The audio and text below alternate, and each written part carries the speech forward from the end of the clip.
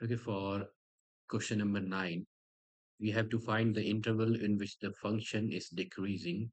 So our function is f of x is equal to 2x cubed plus 9x squared plus 12x minus 1.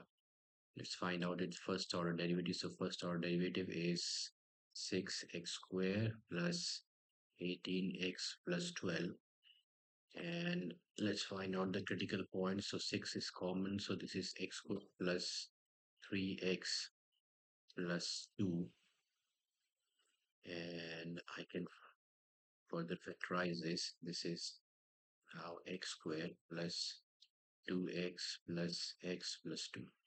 Okay, so this is 6, x is common, so this is x plus 2 plus 1 into x plus 2. Okay, so this becomes 6 into x plus 1 into x plus 2. And now let's find out the critical points. So for critical points, that is for maxima or minima.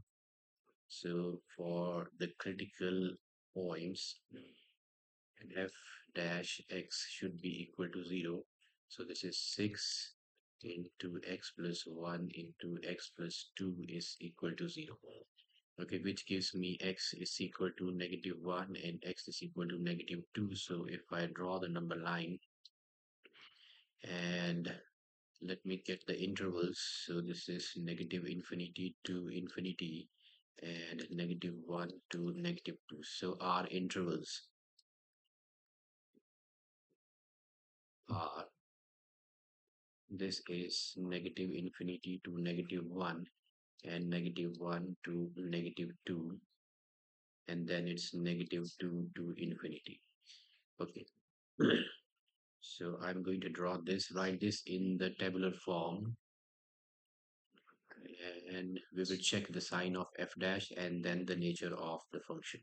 So the second column would be the sign of f dash x, the first order derivative, and then what would be the nature of f of x for that class interval. Okay, for our function is, we now write down this function. This is assume the first order derivative, which is 6 into x plus 1 into x plus 2. Okay. So for any value, let me take the value. So 6 is positive, so I will write positive here. And -infinity to -1, let me take -4. So if I take -4, put x is equal to -4 here.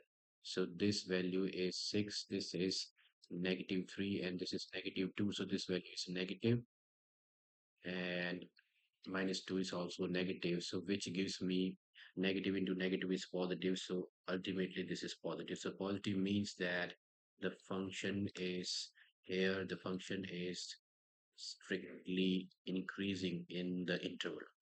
So in this interval, the function is strictly increasing. Okay, now let me check uh, in the interval, what would be the sign of the first order derivative in the second interval. So in the second interval, let me take x as -1.5. So between -1 and -2. So 6 into -1.5 plus 1 into -1.5 plus 2. So 6 is positive.